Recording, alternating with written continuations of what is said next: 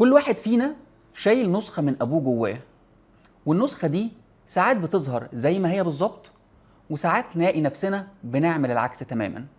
في علم النفس في حاجة اسمها intergenerational transmission.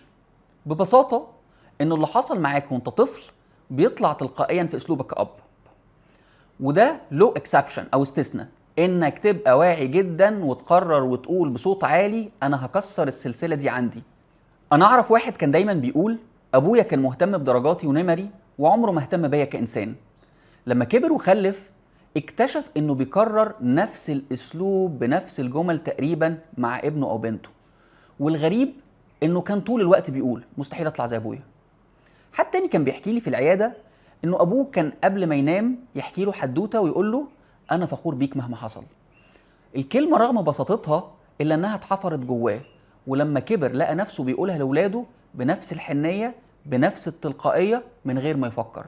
فده معناه إنه زي ما الأبهات بيورثوا الجروح كمان بيورثوا الحب.